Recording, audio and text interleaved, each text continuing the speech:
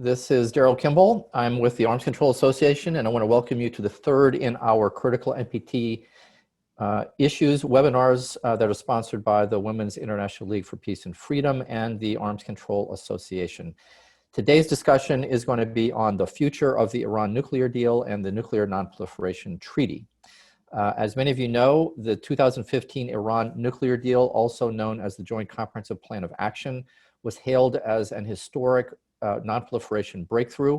It rolled back Iran's nuclear capabilities and improved international monitoring in Iran and established a pathway to resolve the long-running dispute between the international community and Iran over its nuclear intentions. But now the agreement is on life support following the Trump administration's unilateral withdrawal from the multilateral agreement in 2018 and the reimposition of US sanctions as part of a so-called maximum pressure campaign, which has not worked to bring Iran into new negotiations on a new nuclear deal. Iran has retaliated by ramping up its uranium enrichment program once again. How far each side plans to go is not clear. What is clear is that the agreement is in serious jeopardy, and a total collapse of the Jcpoa would have severe implications for the region and the global nuclear non-proliferation system. And the fate of the Jcpoa is a major X factor regarding the upcoming 10th review conference of the Nuclear Non-Proliferation Treaty, which has been rescheduled because of the COVID-19 pandemic and will most likely begin in early January 2021. So today, to discuss and explore these issues, we've got three top experts on issues relating to the Jcpoa, non-proliferation, and the Middle East. First, we're going to hear from the Arms Control Association's Non-Proliferation Policy Director, Kelsey Davenport, who I would say, I'm a little biased, one of the most knowledgeable non-governmental experts on the Jcpoa. She's also the editor of our ongoing e-newsletter on the P4+1 and Iran nuclear deal, which provides updates on the situation concerning the Jcpoa. We're also going to be hearing from Ellie Jeremiah, who is Senior Policy Fellow and Deputy Head of the Middle East and North Africa Program at the European Council on Foreign Relations, and she specializes in European policy as it relates to Iran, and she's advised European governments and companies on the nuclear negotiations and on issues relating to the implementation, or shall I say the difficulties in implementing the Jcpoa. And last but not least, we're going to hear from Ahmad Kaye, who specializes in political risk, disarmament, and diplomacy issues. He's the director at the Middle East Treaty Organization, which seeks to rid the Middle East of all WMD. He's also the author of a recent book, A Middle East Free of Weapons of Mass Destruction, published by Routledge Press. He was previously a researcher at the Princeton University Program on Science and Global Security, and was executive director of the American Iranian Council. So we've got a great team here to explore issues including the non-proliferation benefits of the Jcpoa, the current status of compliance, non-compliance, potential pathways to a resolution of the situation, and the potential effects on the Nuclear Non-Proliferation Treaty and the broader non-proliferation system. So after each of them speaks for about 5 minutes or so, we're going to go into a question and answer session. And with more than 500 people who have RSVP'd for this event, we're going to do our best to take as many questions as possible, but obviously we may not be able to get to all of them. And so when we get to the point when you can post your questions, you can put them up in the chat room, and my colleagues at Reaching Critical will help me sort through those questions. So with that, I want to welcome everybody. I want to thank our panelists, and I want to turn the floor over to Kelsey Davenport. Kelsey, take it away, please. Thank you, Daryl, and good morning, good afternoon, and good evening to all of you, depending on what time zone you're in. Thank you so much for joining us today. The main point that I want to underscore in my opening remarks is that the JCPOA, when fully implemented, is an effective non-proliferation agreement. And while the deal has come under considerable stress from US and Iranian violations over the past 2+ years, it remains a viable option for restoring confidence in Iran's nuclear program, and a return to full compliance with the JCPOA is not only viable, but also desirable from a non-proliferation perspective. So if we look at what's happened on the US side, as Daryl noted, the Trump administration withdrew from the nuclear deal in May of 2018 and reimposed sanctions that were waived by the JCPOA in violation of that accord. And since then, we've seen the Trump administration take other actions that directly contradict the JCPOA. The Trump administration has imposed new sanctions on Iran that it's tied to the nuclear activities in Iran. And the Trump administration has failed to provide sanctions waivers to allow cooperative projects required by the JCPOA to continue. These projects include activities that have non-proliferation benefits not only for the United States, but for the international community, such as modernizing and converting the heavy water reactor under construction at Iraq. Now, while all of these activities have put the JCPOA in jeopardy, they are reversible. Either Trump or a Biden administration could roll back these sanctions and return to full compliance with the JCPOA relatively quickly. Now, of course, the United States would have to make up ground for the confidence that's been lost in the US commitment to the JCPOA, but the door is still open for the US to return to compliance. And I think it's important to emphasize that Vice President Biden has said very clearly that if elected, he would return to the JCPOA. Now, on the Iranian side, we've seen Iran take 5 sets of actions to violate nuclear commitments put in place by the JCPOA since May of 2019. So Iran essentially waited a year after the US withdrew, and when Tehran felt like the deal was no longer providing benefits envisioned under the deal, they began to take a series of steps between May 2019 and January of 2020 to reduce their compliance with nuclear-related commitments. Notably, Iran is no longer abiding by the stockpile cap on enriched uranium, and they've slightly increased enrichment above the 3.67% to 4.5%. They no longer abide by the restrictions on advanced centrifuge research and development and have begun enriching uranium and producing stockpiling uranium from those centrifuges. And they've resumed enrichment at Fordo, a site that had been previously used for uranium enrichment but was converted as part of the deal. Now, in total, these steps are very concerning, and they do reduce the so-called breakout time, or the time it would take Iran to produce enough nuclear material for a weapon, from about 12 months established by the JCPOA to about 3 to 4 months. So while the risk has changed somewhat, there is no near-term concern about an Iranian dash to the bomb, and it appears that Iran has carefully calibrated these actions in order to create leverage to push the other countries in the deal to deliver on sanctions relief. And it's also important to note that Iran has taken these actions very transparently. Iran has notified the IAEA ahead of every breach and continues to allow the more intrusive monitoring and verification mechanisms put in place by the JCPOA to continue. So again, this demonstrates that what Iran is doing is responding to the US violations and withdrawal from the deal and the lack of sanctions relief by increasing pressure through its nuclear program, that this isn't an overt push for a nuclear weapon.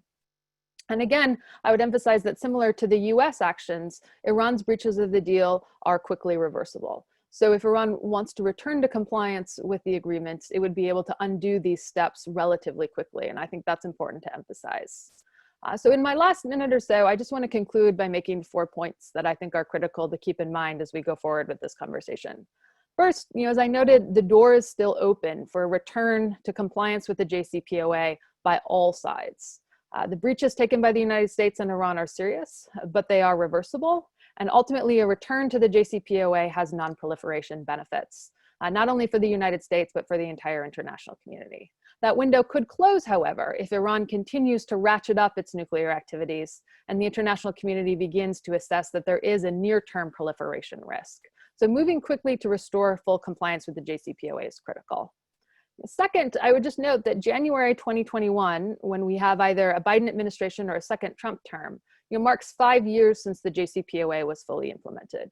Now, most of the key restrictions in the JCPOA last 5 to 10 years, some as long as 20 or 25. So there's plenty of time to return to compliance with the JCPOA and begin negotiations on a longer-term framework that limits Iran's nuclear program further out into the future.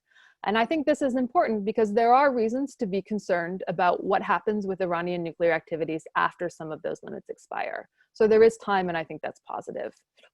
Third, I would also just note that the United States has damaged its credibility in non-proliferation negotiations based on how it has approached the JCPOA, and it's damaged sanctions as a tool of statecraft for achieving non-proliferation benefits. So if the JCPOA collapses, the United States will have less international support and fewer tools at its disposal in order to engage in new negotiations with Iran. And finally, I would just note, kind of bringing this back to the topic at hand, the JCPOA and the NPT, that preserving and sustaining and fully implementing the JCPOA strengthens the NPT. It demonstrates that member states can be tough on proliferation while allowing countries to enjoy access to peaceful uses of nuclear technology. But collapse of the JCPOA will ultimately weaken the NPT, particularly at a time when it's under additional stresses. And we see a number of states, particularly Saudi Arabia, perhaps embarking on their own nuclear hedging campaigns. So again, from an NPT perspective, trying to return quickly to full compliance with the JCPOA is important, not only for the Iranian nuclear question, but also the larger NPT regime. So thank you, and I'll stop there and look forward to your questions. All right, thanks a lot, Kelsey. So Kelsey was describing the possibilities in general and the time available for restoring compliance. But Ellie, you've been looking at this from Europe, and the Europeans have been critical to sustaining the deal while the Trump administration has been trying to tear it apart. How do you see the situation? What are some of the pathways for restoring the situation? Sure, thank you, Daryl, and good day to you all. A great pleasure to be with you, and thank you to the organizers of this meeting for inviting me.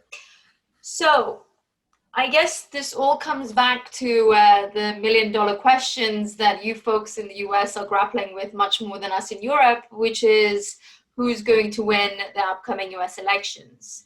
And certainly from my discussions with European capitals, it's clear that their sense of where the JCPOA is headed is going to be fairly tied into the outcome of this election. My own perspective is that if we are dealing with the second Trump administration, unfortunately, given the experience we've had under the first term, there is little room for optimism that the United States and Iran can come into full compliance again with the nuclear deal as was agreed in 2015. And that we need to all start thinking about some sort of a new framework in which the US and Iran can come back to the negotiating table. And here I do think some of the ideas, for example, that the E3 have been pushing with the Trump administration in recent years, including the main push by French President Emmanuel Macron at last year's UN General Assembly, are some indications of where the conversation could go. But ultimately, the different avenues so far have been exhausted and unfortunately haven't succeeded in bringing the two sides to the negotiating table.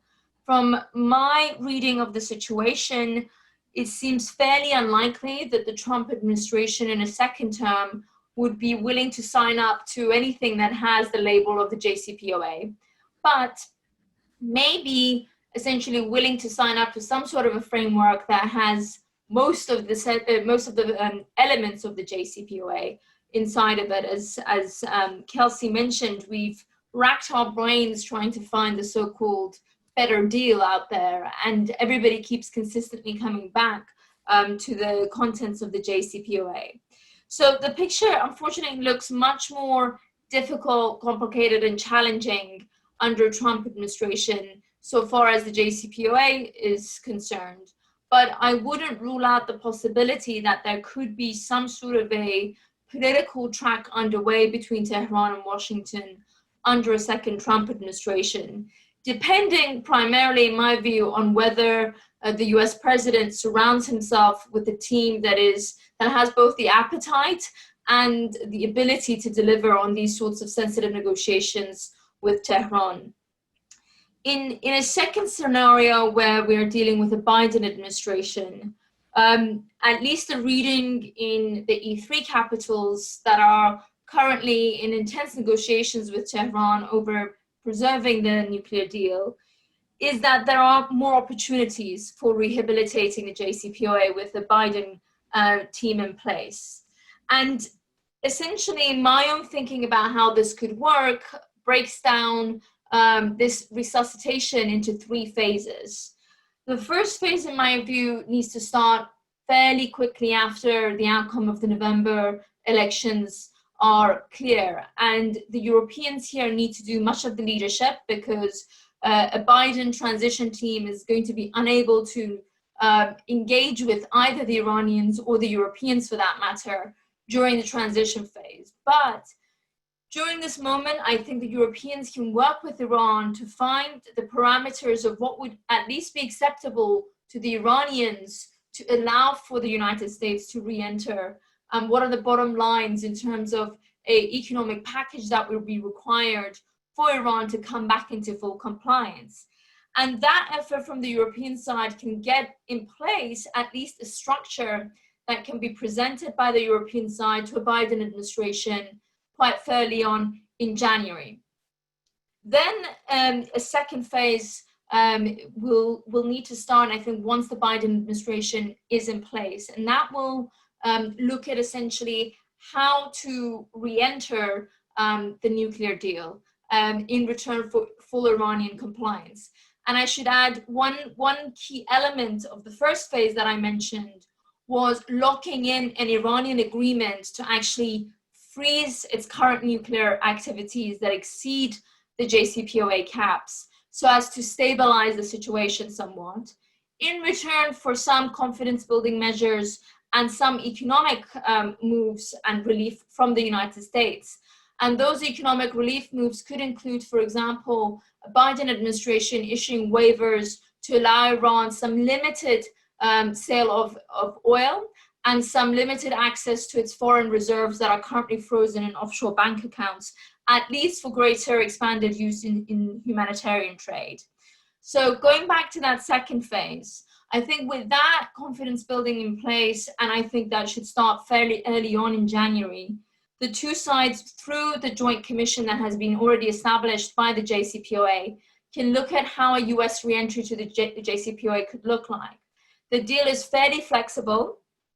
There are no hard and fast rules about how this works. And I think that this will be ultimately a decision for Tehran and Washington to come to an agreement for.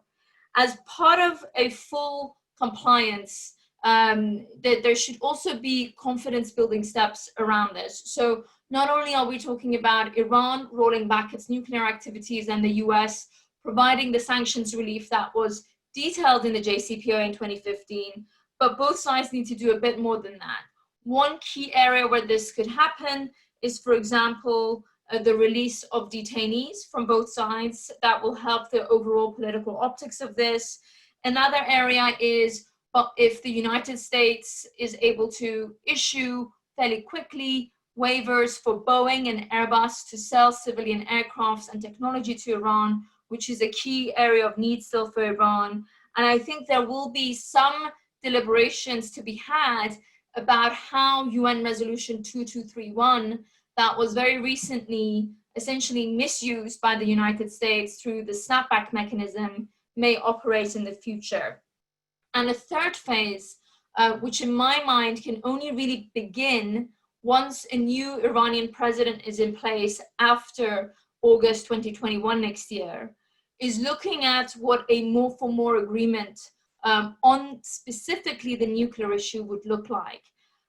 We have heard the Iranians complain that the JCPOA didn't work the way it was meant to in terms of economic relief.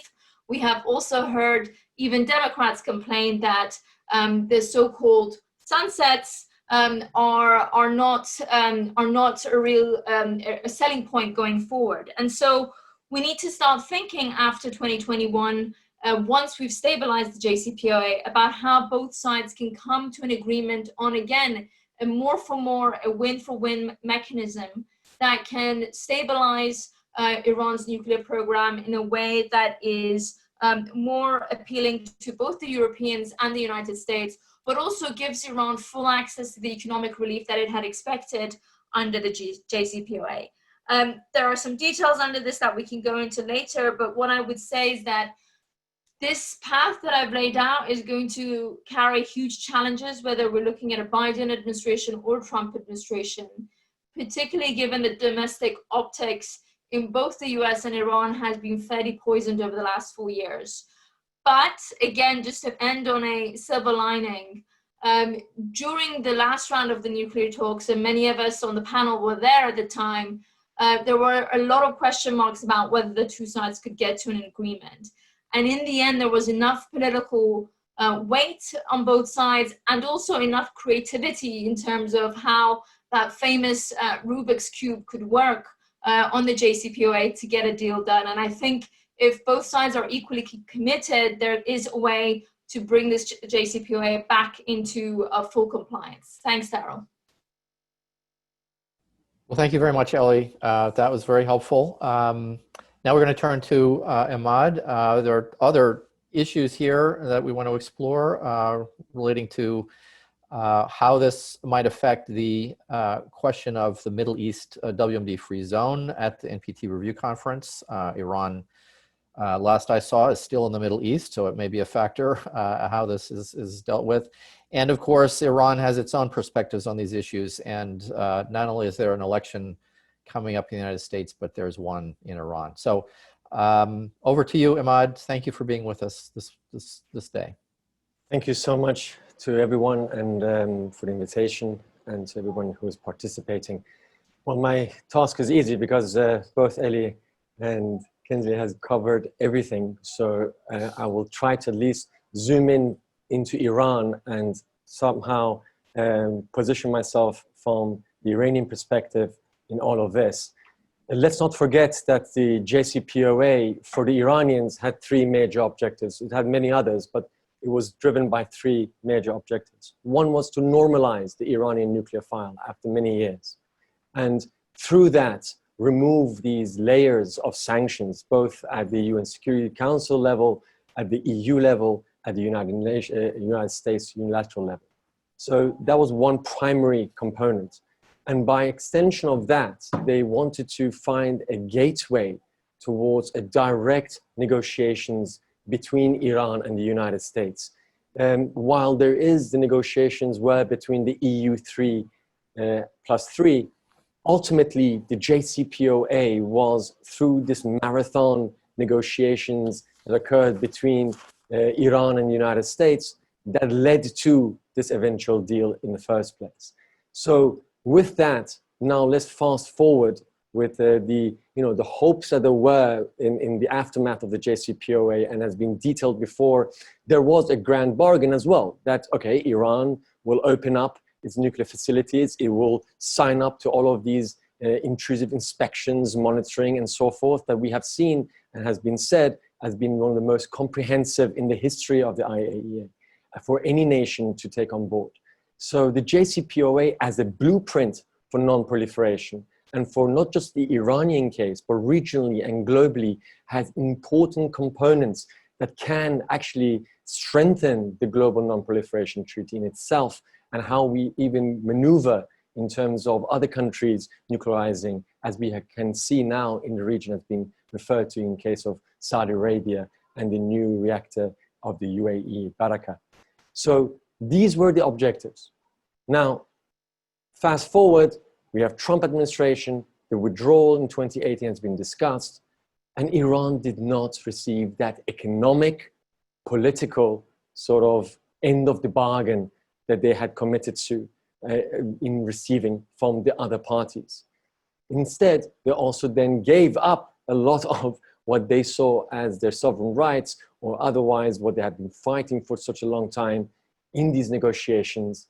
And the Rouhani administration, in the aftermath of the unilateral withdrawal by Trump administration, was feeling betrayed by the international community, by part because, as Ellie would tell us even much more, is that the EU 3 component, while being very kind in their statements, in their support for the JCPOA, in action, there's very little backbone that the EU has in terms of standing up to the Trump administration's unilateral, draconian, assertive, and punishing sanctions and other means of making Iran's livelihoods to even survive in this climate of economic and health pandemic crisis that we're facing.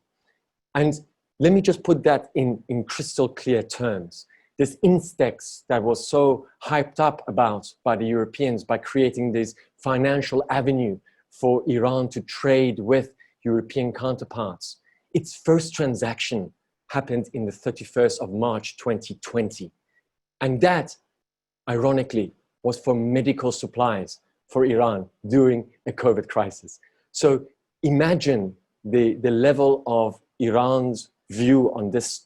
Let's go to Iran for a moment. You've lost your value of your currency.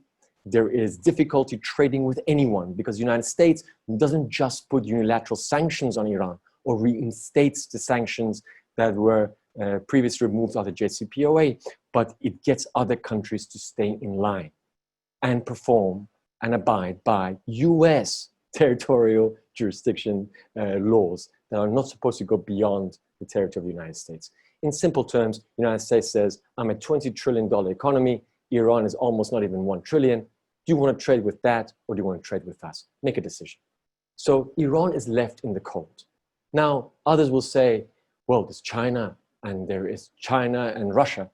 Well, yes, Iran, since the removal, unilateral removal of Trump administration from the JCPOA, applied 3 major policy approaches to the JCPOA, disarmament and the NPT in the long term, in the time being. 1, commitment to the JCPOA, but taking these steps that has been already outlined in these 5 steps that are measured, but reversible, as been mentioned. Number 2, to literally gear all of its political and economic capabilities to shift eastwards, forget about the West and rapprochement with the EU and with the Americans. This is sort of in line with what Supreme Leader Khamenei keeps reiterating, that we cannot trust the West. So stop putting your eggs in that basket, shift east. So Iran has entrenched, cemented, and expanded its relationship with its Chinese and Russian counterparts. And this has actually been made easier through this Trump administration's disarray of the international cooperation, multilateralism system of basically pitting each other against one another, so that Chinese, Russian, and United States and EU in general, all of these alignments are so diverted and so dissected that Iran is actually sitting here and saying, okay, fine, the big boys are fighting, and hopefully we can at least make some alliances further with the Chinese and the Russians in terms of making them feel like they're making some concessions or making some headway against their adversary, the United States. And finally, there is this resistance economy that is being talked about, where Iran is really trying its best under the current conditions to become self-reliant in its way to function as a nation state and its political order or economic system, or whatever the case may be. And you see how it has expanded its ways around and circumventing the sanctions through some of its allies that it has in the region, not many, but it does, from Iraq to Afghanistan to other places, and somehow to pamper and to give some cushion to what this economic onslaught is coming from the United States. Now, I say all of these with a major caveat. This is the Iranian policy. Stay true to the JCPOA, make some measured response to what's happening, shift east and become self-reliant and expand your networks in the region. And stay cool, buy yourself time. For what? For everybody knows already the November elections. What will happen in Washington, ironically, for a country that has no direct relationship with the United States for 4 decades, it has huge impact on the direction of the future policy approach of Iran on these 3 sectors: JCPOA, the NPT, and disarmament and regional security in general. Here, there are 2 schools of thought that are just laying underneath the surface. As mentioned, Iran will have its own elections next year in June, and of course the new administration in August. And that will be dictated by what happens in November in Washington. If we have Trump administration re-elected, Rouhani's hands that are already tied will be tied even tighter.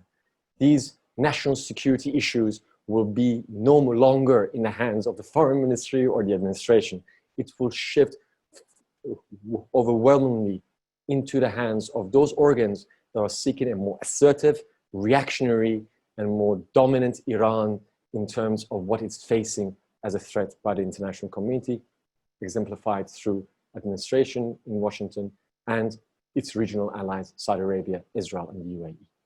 However, if we do have a Biden administration, as has been already alluded to, there is a hope that the Biden administration already indicating that they are interested in bringing back, diplomacy as a way forward, that Iran, as it's been said even as recently as last week, that Iran is ready to engage with Washington if it changes its tune, apologizes for its withdrawal, and comes back to the negotiating table. Iran has always been at the negotiating table. So the talk of Iran returning, it's no starter, it's already there.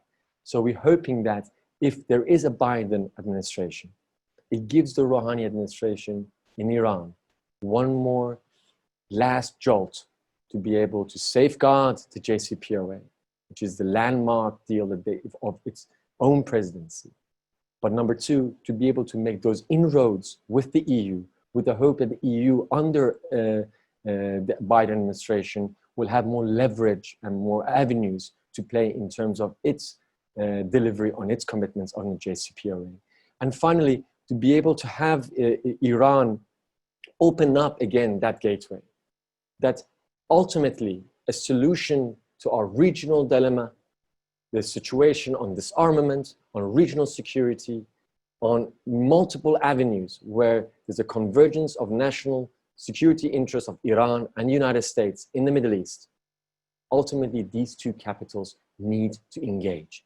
And the Jcpoa was supposed to be a beginning, not an end, of a new chapter of dialogue beyond the issue of nuclear file, to then extend to regional security, stability in Iraq, Afghanistan, maritime security in the Persian Gulf, and an array of other issues that the United States and Iran need to sit down on, because Iran knows that every road that decision is being made in Riyadh or in Tel Aviv or elsewhere has to be green lighted or has to be stamped of approval in Washington.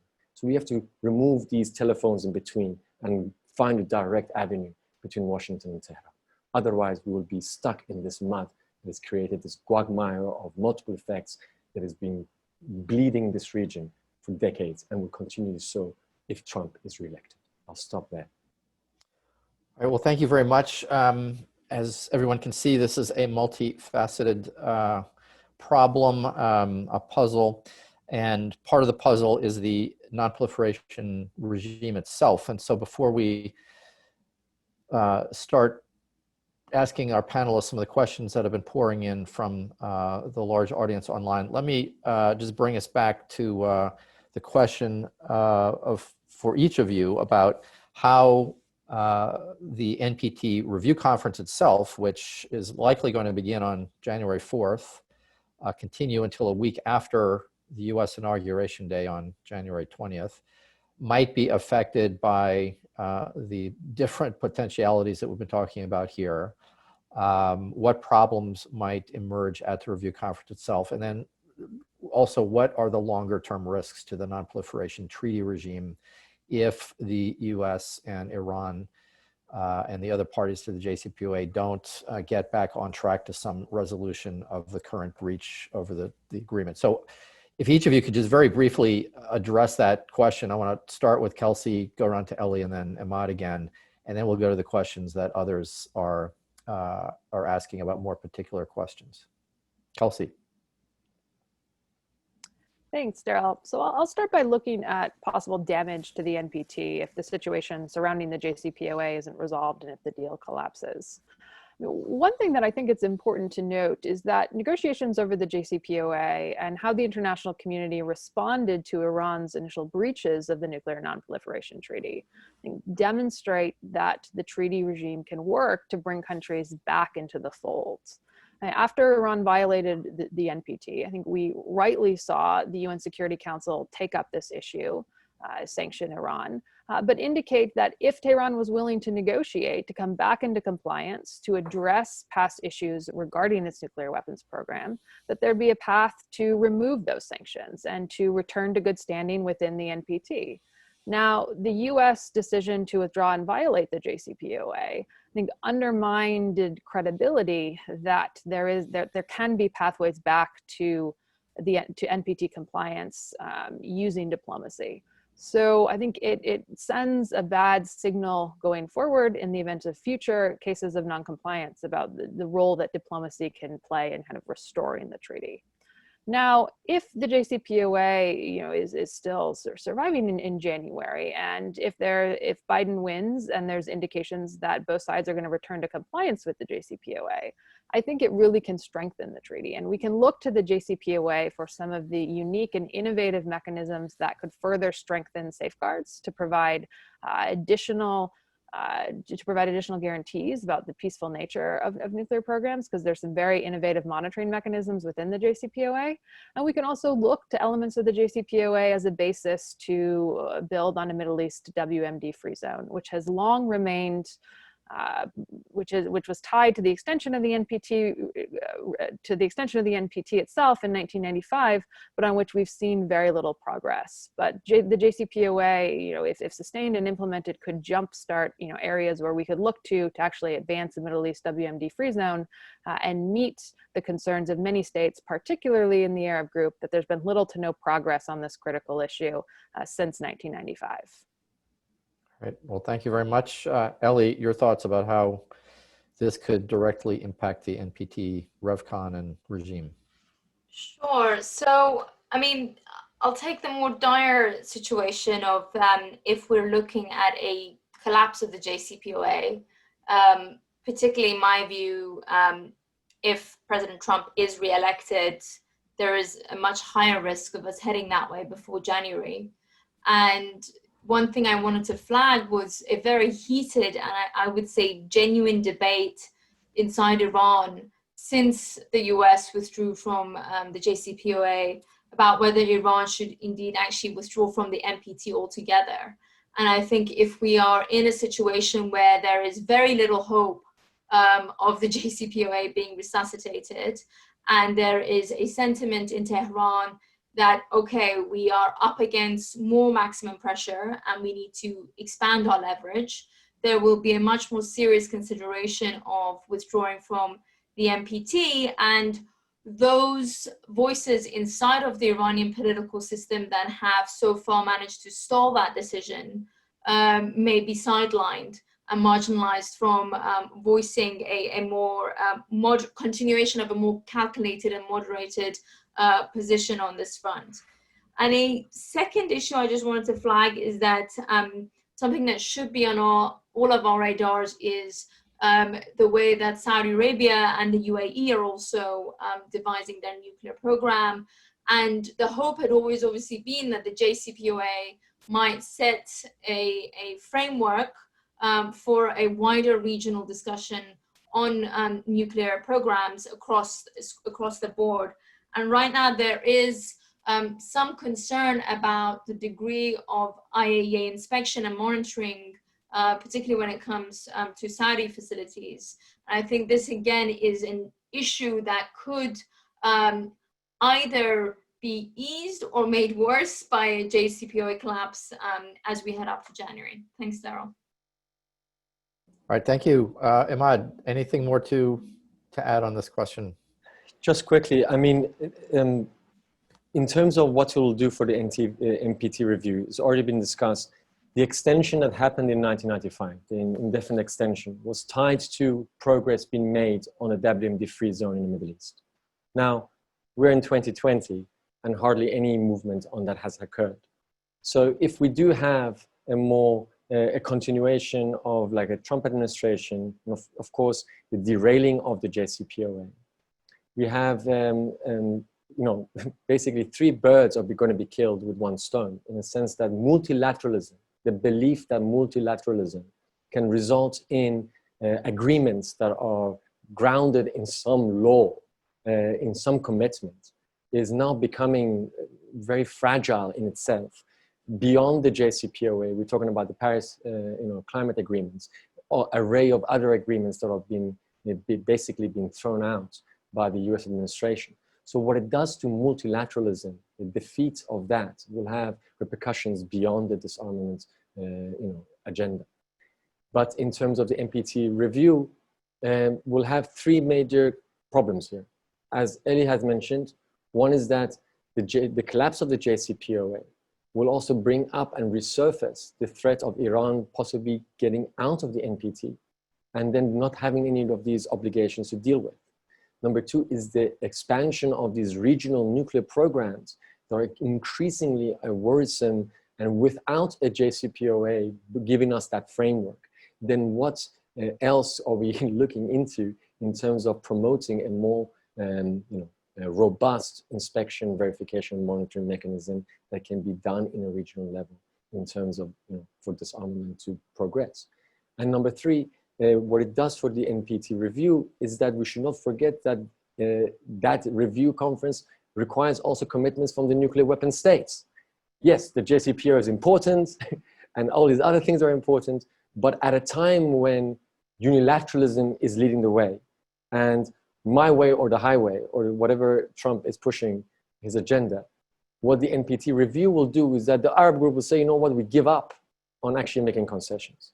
You will have a growing number of countries who will have no appetite in contributing positively to the, to the essence of the NPT. And at the same time, no movement on disarmament commitments by the nuclear weapon states will aggravate again this sort of what is the utility of the NPT in the first place. So these conversations will become actually more to the surface. So I'm worried, honestly, frankly, that the NPT review will be one that will have a lot of jitters within it to cause a lot of damage for the future of disarmament. And my hope, though, is that if we have a Biden administration in a relatively short amount of time, as has been mentioned, we can really come back to the principles of multilateralism, to diplomacy, to negotiations, safeguard this JCPOA as a blueprint, and then through that also contribute to the longevity of the NPT when it comes into the review in early next year. All right, thank you. We have a number of questions. If I could ask the panelists to just be as brief as possible in trying to answer as many of these so we can get to as many as possible. The first set of questions we have coming in relate to how the, any efforts to bring the US and Iran into compliance might be affected by the politics inside Iran. So the questions are if Biden is elected and is seeking to re-enter the JCPOA in parallel with Iran, number one, how are these steps going to be sequenced? Iran has said, Bob Einhorn notes that the United States must go first, or he suggested that. So how could the sequencing work? And second, could there be difficulties in working out the sequencing with an Iranian election coming up in June? So maybe Ellie, Kelsey, if you could just quickly try to address that set of questions. Sure, I can have a quick stab at that first. So yeah, look, this sequencing question is extremely difficult. It was part of the problems that were faced even for a small package deal that was being discussed between the Trump administration and Iran last year. And, there is this sentiment in Iran that there needs to be a upfront quote unquote compensation for the 4 years of economic damage that has ensued because of the positioning of the Trump administration on the JCPOA. My sense is that the most sensible way forward is to have a synchronized sequence of steps. Obviously, on the Iranian side, my understanding is that even with an optimistic reading, it will take a number of months for Iran to reverse some of its nuclear activities. Within that time, if we do have the IAEA more regularly reporting on Iranian steps, you can envisage, for example, the US also having a synchronized sanctions easing process to come in line with the JCPOA commitments. So last time round, Iran had to deliver everything up front, and then the US and E3 eased the sanctions from implementation day. I think this time, given the damage that has been caused to Iran's economy while it was fully compliant with the JCPOA, I think there needs to be some more creative thinking about how that sanctions easing is synchronized.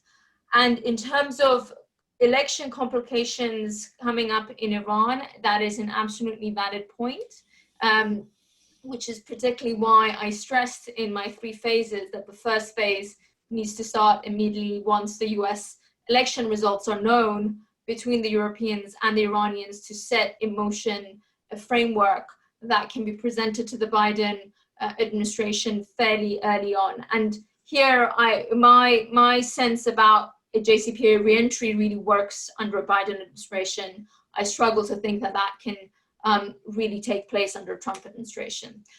But again, I would stress, in my view, this full compliance with compliance needs to happen ideally before June, before the elections in Iran, because between June and August will be a transition phase in Iran where the Rouhani administration and his team, Zarif and others, will be much more tied in terms of negotiations. But if we're talking about implementing a deal that has already been made and signed off, that's a different story. Okay. Thank you. Kelsey, other thoughts on this sequencing issue and any other complications from the American side with respect to waiving sanctions? There's something called Congress, I understand. Well, I agree with much of what Ellie said about sequencing perhaps being the best way to restore confidence. I mean, one thing that I think the United States could do off the bat in the event of a Biden administration would be to reissue the waivers allowing cooperative non-proliferation projects to continue. I mean, even the Trump administration admitted as late as November of 2019, these projects benefit US non-proliferation interests. And they also allow our European partners to fulfill, China and Russia, to fulfill their obligations under the JCPOA. So I think that could be an immediate sign of good faith that the US intends to follow through on its commitments. After that, in terms of sequencing, I think a future Biden administration, if elected, should look very carefully at what steps Iran has taken that actually pose the most risk, and see if it's worth pairing those with incremental sanctions relief on the US side. I mean, I would prioritize, halting enrichment at Fordo and halting and rolling back expansion of advanced centrifuge, R&D as 2 things that would sort of top, my list in terms of priorities from a non-proliferation side. In terms of the question of, Zarif's calls for compensation and Iran's price for returning to compliance, I think it's also worth looking to the nuclear deal as to areas where the United States might be able to sort of to pay a small price without fundamentally altering the benefits of the nuclear deal. I mean, in Iran's advanced centrifuge R&D, they've introduced new machines that are not covered by the JCPOA, and they have gained some knowledge about running advanced centrifuges in cascades that is not sort of quote unquote reversible. So they have some gains there, and perhaps Iran could be allowed to test in limited numbers, similar to JCPOA constraints, those new machines that they've advanced.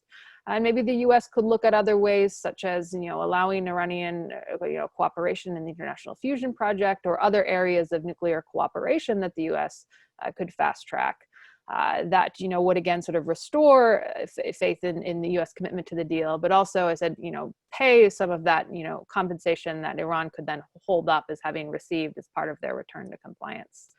But I think, there a lot could change also between now and January. And if Iran begins to take more troubling steps from a proliferation perspective, emphasizing a freeze and halt on those first in return for some sanctions relief would be better to start with.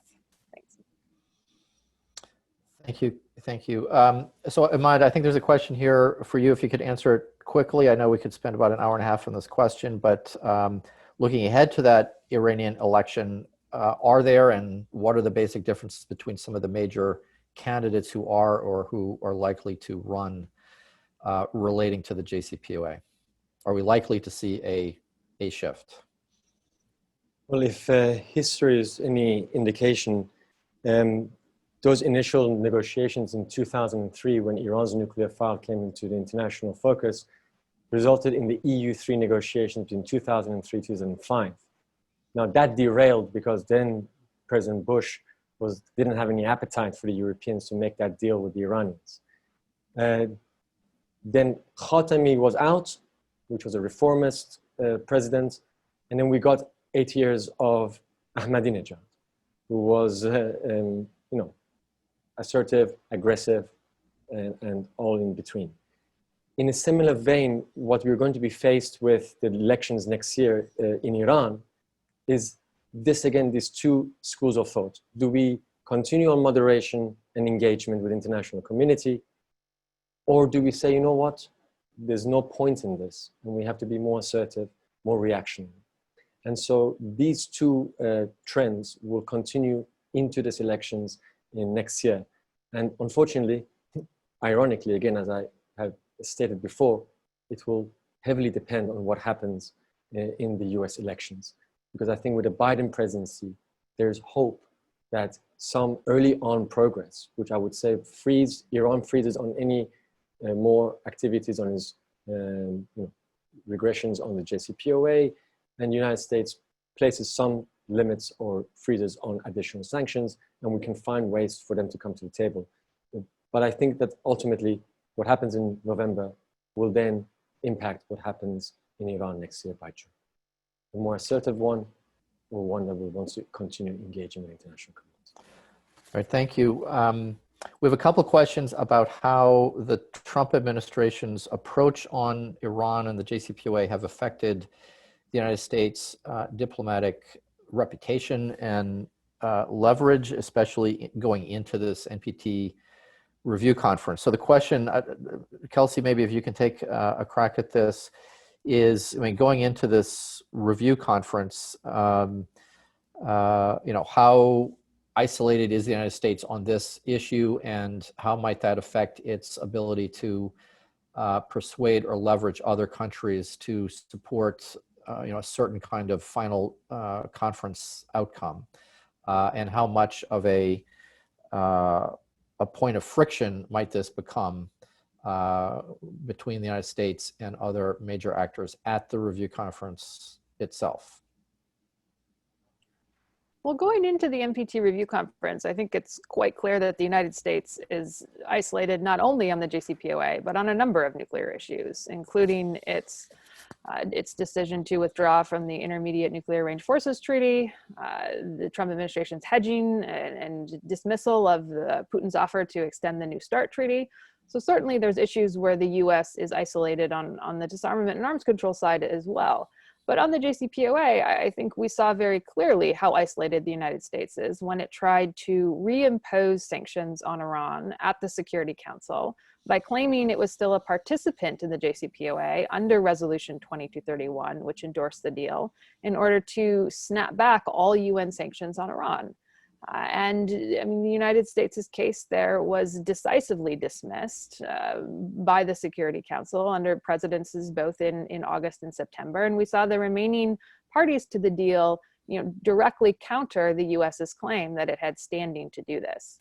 So I think the U.S. isolation is very clear, and I think there still is significant international support for the JCPOA, because countries acknowledge that the agreement is effective, and we have more than 2 years of successful implementation of the deal that demonstrates that it works as an effective non-proliferation agreement. So in terms of how the U.S. isolation may impact the NPT review conference, I think a lot of it largely depends on the extent to which the United States decides to make the JCPOA an issue. And if the past is precedent, I think there are any clear indications that the Trump administration would like to kill the JCPOA in a way that ensures no president can return to it. So I could certainly see the United States trying to take a very forceful stand on condemning the JCPOA, encouraging other countries to condemn the JCPOA, and calling out Iran for violating the deal, and that those violations sort of weaken the NPT. So, the extent to which, the U.S. seeks to pressure other countries on this, I think could be a determining factor in whether or not it disrupts any final consensus document kind of within the NPT. I think that is a high likelihood, but we shouldn't forget that there are a number of other very contentious issues that are also, I think, equally likely to disrupt the NPT, where the United States is also isolated. And I would just note, I think many of the diplomatic officials who are on this call are aware of the fact that even if former Vice President Joe Biden is elected in November, the Trump administration is still in charge until January 20th. Ambassador Jeffrey Eberhardt will be representing the United States for the first 3 weeks of the 10th Review Conference, if it does indeed begin on January 4. And I don't think it's been resolved or settled. I certainly don't have any insights, but the U.S. delegation, who is leading the U.S. delegation on January 21, it's not clear to me. And whether it is a new person or there are new instructions, it may be a very late in the hour to shift the U.S. position at a time when negotiations on a potential final conference document are going to be in basically the last hour. So that's just another factor that plays into what you were saying, Kelsey, that we need to keep in mind. So there's a particular question here. I think this might be one for Ellie about if President Trump is reelected, how might that affect the dynamics within the E3 regarding its position on trying to preserve the JCPOA, and might, for instance, the United Kingdom shift its position about whether a country can snap back sanctions at the Security Council under the terms of UN Security Council Resolution 2231. So I guess the question is, how solid is the E3 stance? Might the UK change its position if they see another 4 years of Donald J. Trump coming? Sure. I mean, first of all, I would say that the E3 have been extremely unified, to the surprise of many Euro watchers, particularly given there's quite tense ongoing negotiations over Brexit. But interestingly, for some reason, the JCPOA has been a real area where there has been a lot of coordination. And I think, frankly, quite a lot of surprise at how vocal the United Kingdom was willing to be with regards to rejecting the US move on snapback in September and August.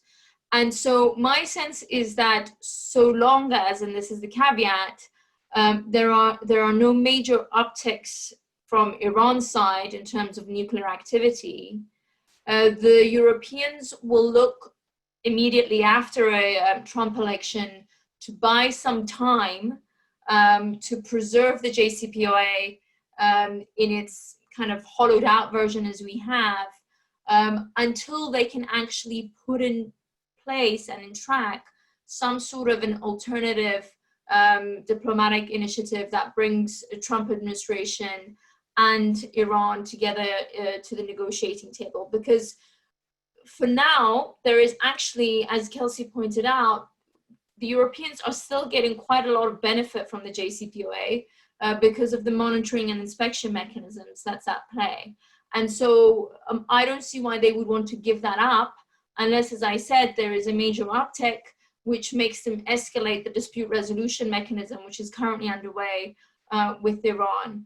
And you know, my sense is that regardless of what happens in terms of Brexit and the US-UK potential trade talks, which all of these things will put pressure on that E3 unity, it's unlikely that they will break ranks with one another. So if they decide to escalate the situation, they will do so together rather than just the United Kingdom.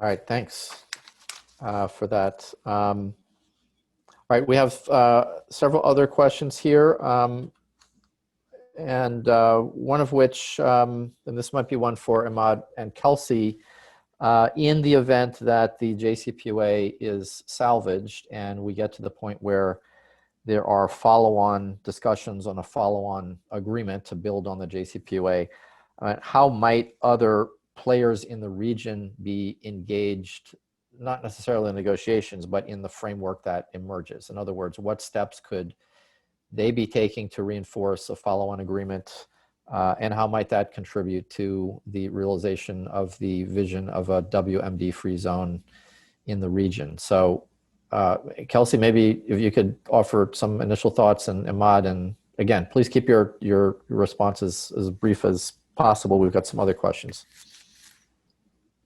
So as been noted earlier in this discussion, I mean, the nuclear landscape within the Middle East has changed considerably since the JCPOA was first negotiated.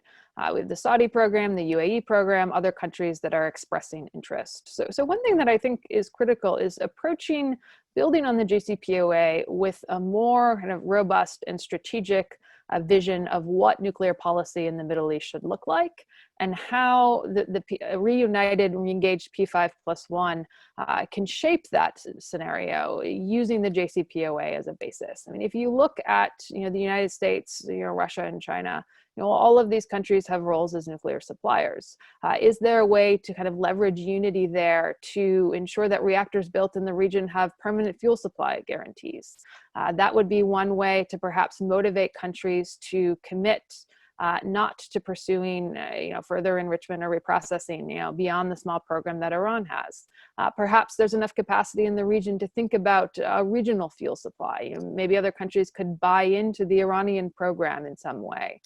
So I think beginning from the basis of a more creative regional systemic approach that looks at proliferation risks writ large in the region, and then seeks areas of the JCPOA that could be expounded upon, I think that's worth looking at.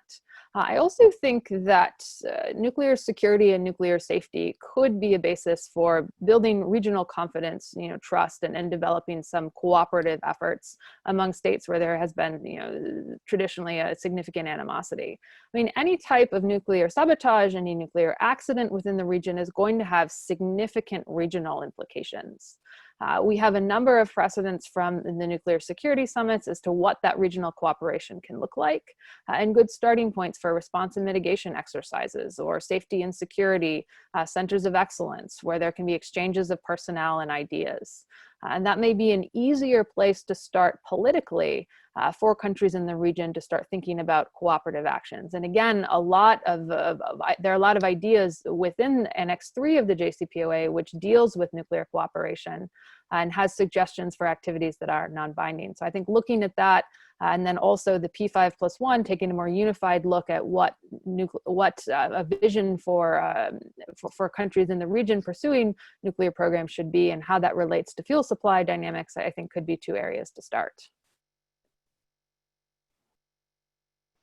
Darrell, I'll just add that the JCPOA has been mentioned has key components that were, that are innovative, that were specific to the Iranian case, but that can easily be applied across the region.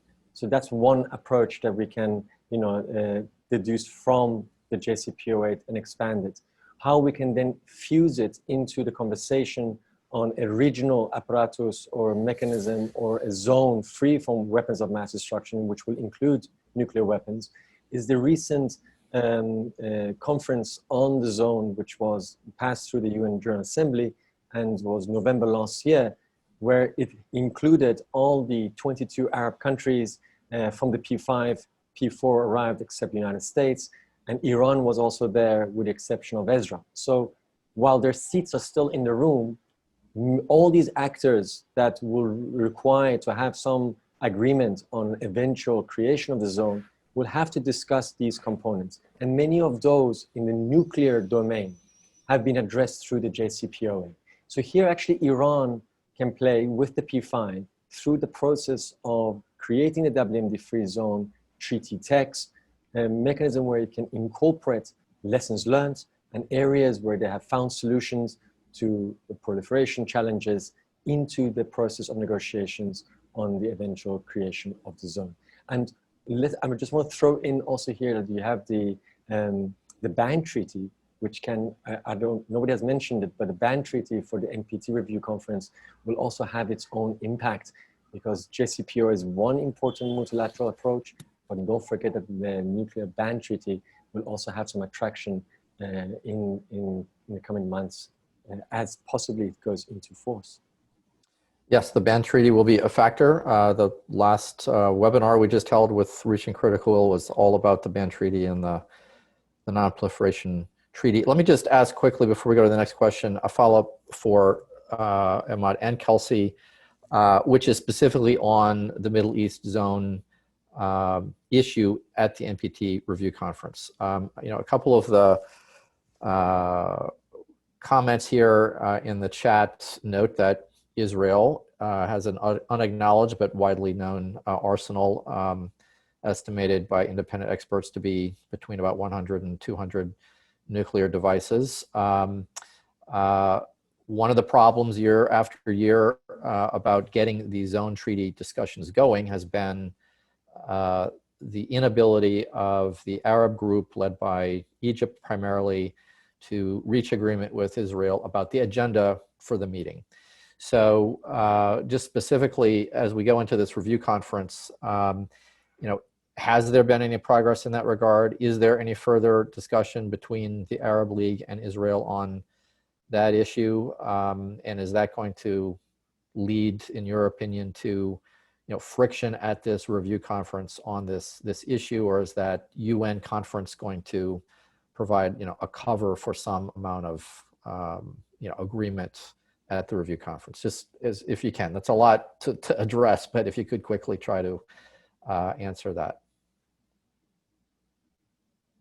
So, Kelsey or Ahmad, or both of you.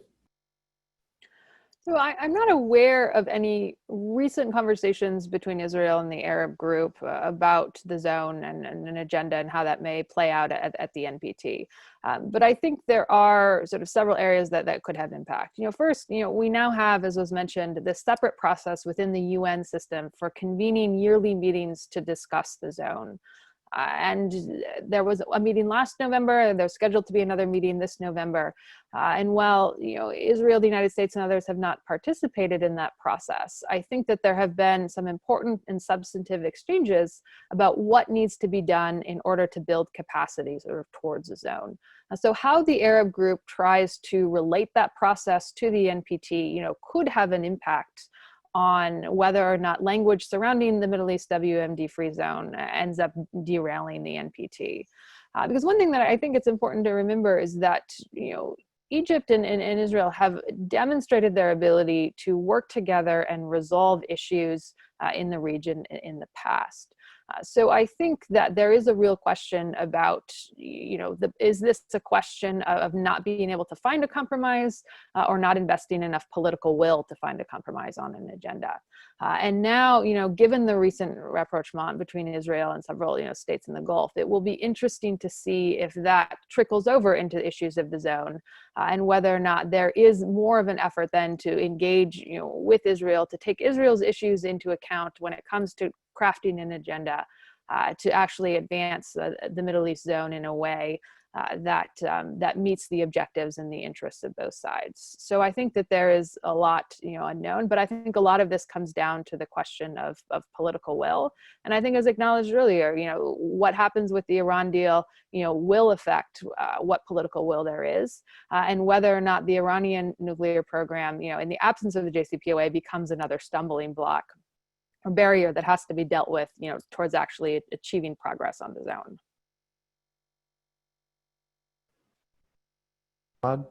I will just add that this double track or dual track that is happening on the UN side on the conference is annual, and the coupling of the indefinite extension of the NPT to creation of the zone, WMD in the Middle East, is interesting since the Israeli position for years has been first a grand peace treaty in the region.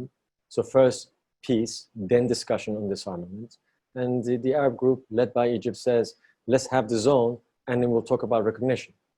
Now, what is happening with this UN track is that it's mandated by the UN that they will arrive at a freely arrived at treaty text for the creation of the double free zone. That provides a need for consensus. Now, Israel's seat last November was there, it was empty, but it's there. It will be there next year and the following year until there's a negotiated text. So ultimately, as Kelsey has mentioned, with the relations expanding between Israel and other Arab countries, there's a possibility that they will find it maybe even useful to participate, because by not being in the room, they have no voice and they can not dictate how this negotiation moves forward. But if there are, through consensus, they can object to what is the problem.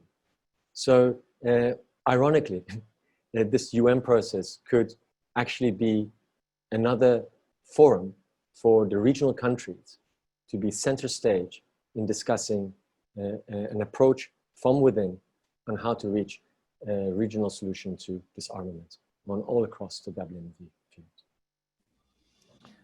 All right, there's a particular question about the ongoing questions and issues between the IAEA and Iran about access to certain sites that the IAEA has been seeking access to ensure that Iran is complying with its basic safeguards obligations. And as many of you listening know, the United States has been pressing on this issue. The European Union states have been urging Iran to cooperate with the agency. So Kelsey, could you just briefly update us on where that issue stands as we go into the NPT review conference? And do you think it's likely that that's going to become a bludgeon for the United States delegation to use at the review conference? Sure. So the first thing I think that's important to note about this investigation is that the IAEA has made clear in reports issued in March, in June, and then again in September, that its investigation is focused on past possible undeclared nuclear activities and materials. So the IAEA is looking at actions that Iran took likely prior to 2003 as part of its nuclear weapons program. So these actions don't fall within the scope of the Jcpoa. They're not in and of themselves a direct violation of the Jcpoa, but they are troubling because Iran is obligated under the additional protocol, which it applies as part of the Jcpoa, to provide inspectors with timely information and access if there are legitimate concerns about undeclared materials and activities. And I think it is unfortunate that when the IAEA first asked for access to two of these sites in January, Iran stonewalled the agency. And it wasn't until August that Iran and the IAEA agreed on a path forward for conducting these access visits to allow the IAEA to conclude their investigation. Now, I don't think that in the course of this investigation, the IAEA is going to discover anything that fundamentally changes earlier conclusions about Iran's nuclear program, namely that there was an organized weapons program prior to 2003. Some activities continued until 2009, but that there's no indication of weapons activities since that point. And that ultimately Iran does have a nuclear weapons capability, meaning they could produce a bomb if they chose to do so. But it's important from the perspective of upholding the integrity of the safeguards regime and demonstrating, I think, further demonstrating that Iran's commitment to a peaceful program, that it allows for more timely access, going through. So I think, whether or not this is an issue at the NPT and whether or not it's an issue for the Jcpoa will really depend on whether or not the IAEA has additional questions or requests access to additional locations in the coming months and how Iran cooperates with those. We just saw this week that Iran allowed the IAEA to access that second undeclared site, which is very positive. But if the IAEA has follow-up questions and has follow-up requests for access, I think it's imperative imperative that Iran, answer this in a timely manner, just both for the importance of upholding and demonstrating its commitment to safeguards, but also because any idea that Iran is violating the NPT or its safeguards commitments, I think would make it more politically difficult for a Biden administration, if elected, to return to the JCPOA, or for there to be any kind of return to full compliance if that was an outstanding issue. And so we're coming up at the end of our time today. I want to come back to one question about something that a couple of you raised earlier as it relates to Iran's nuclear program, the JCPOA, and NPT, potential NPT withdrawal. It was mentioned earlier that Iran has hinted that it could withdraw from the NPT. And I think I recall, Ellie, you brought that up, but I think that veiled threat was in connection with the potential reimposition of UN Security Council sanctions on Iran, which so far has not taken place. So in light of the debate that took place at the UN Security Council, the refusal of all of the states in the Security Council, basically except for the United States, to pursue that. Do we think that is an issue that may come up at the NPT review conference? Is that something that is going to make it more difficult for Iran to support a final conference document that reaffirms the NPT because Iran is a member? And then the flip side is that if this threat reemerges somehow, especially potentially after a Trump reelection, Kelsey, what's your assessment of how that would be received or perceived in Washington?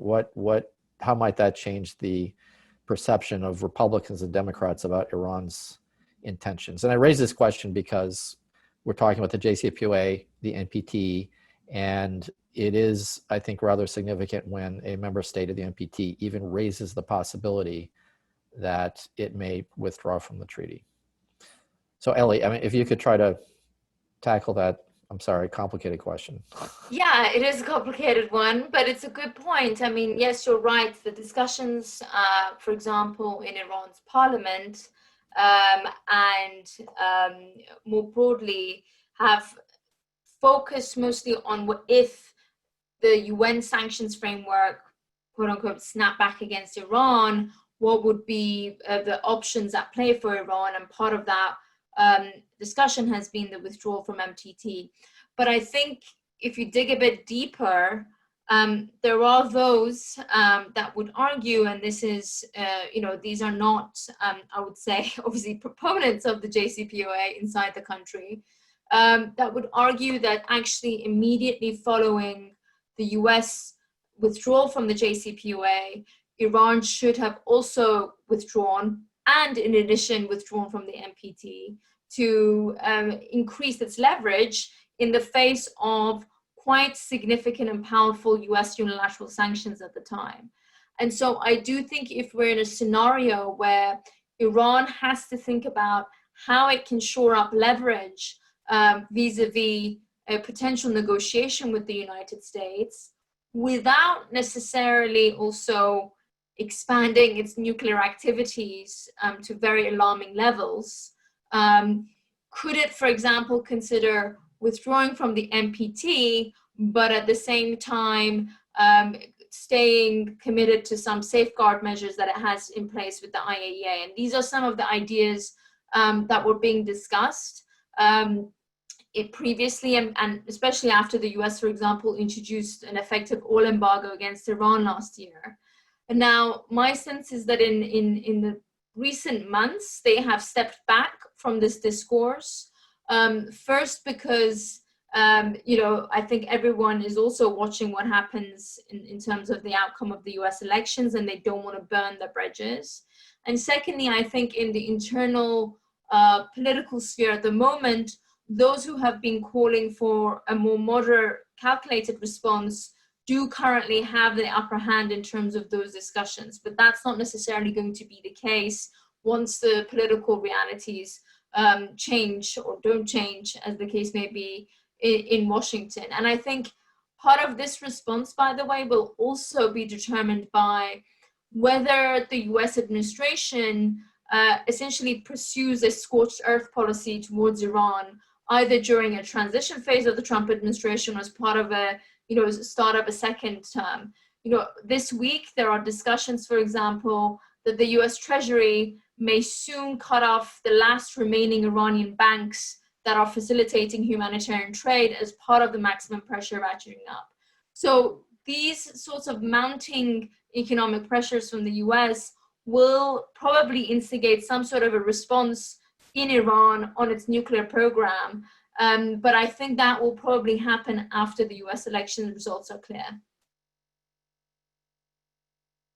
All right, Kelsey, your thoughts on how a reiteration of that threat might be perceived in Washington?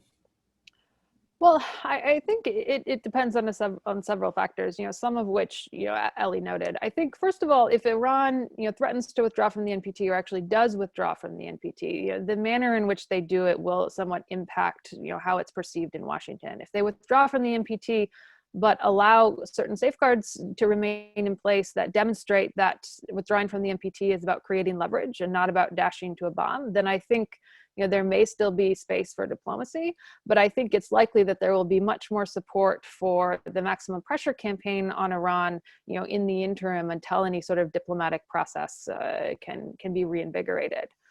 But I also think it changes the calculus vis-a-vis the international community's support. I mean, right now, the United States is isolated over the Jcpoa, and I think that is abundantly clear.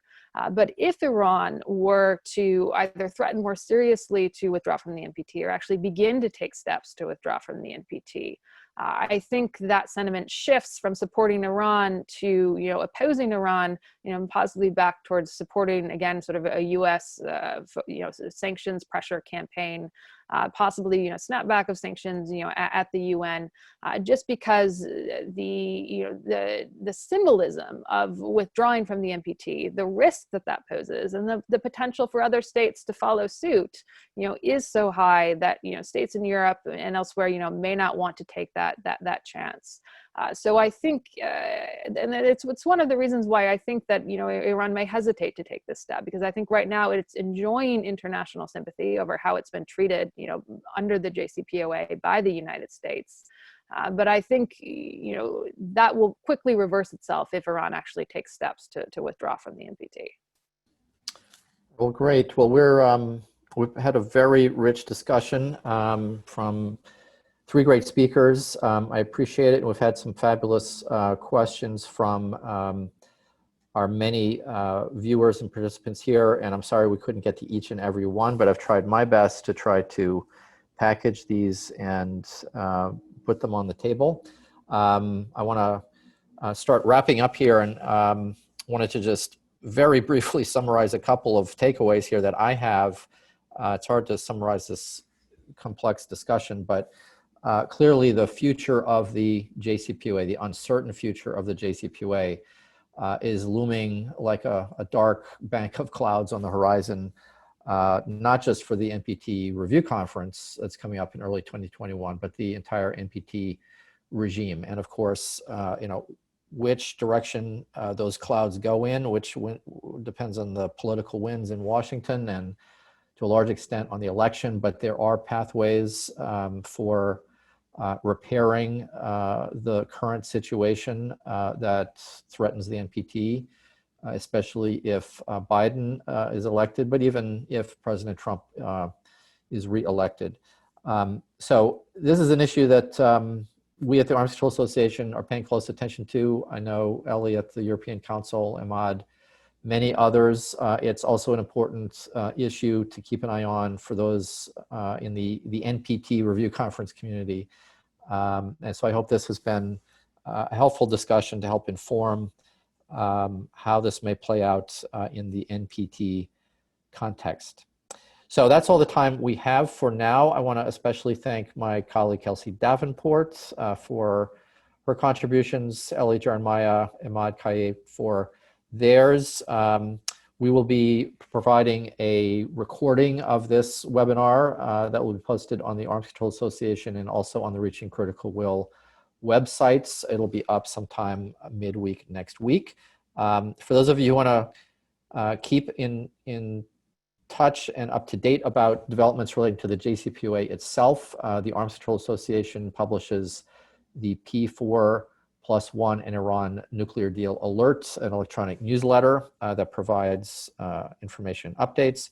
And then if you check out the Arms Control Association and Reaching Critical Will websites, you can sign up for updates on NPT related developments. And of course, we all depend very much on the good work and the services of our friends at Reaching Critical Will to provide the documentation and the information about the NPT review conference itself. So finally, future webinars in this series, we've got 2 more planned. The next one will very likely be about fulfilling the Article 6 nuclear disarmament objectives. And in the final webinar, we hope to have some of the key diplomats in charge of facilitating the NPT review conference with us so they can tell us when and what they expect to happen. So again, thanks to Reaching Critical Will, my colleagues at the Arms Control Association, and all of you for joining us. Take care and stay safe until next time. Bye-bye.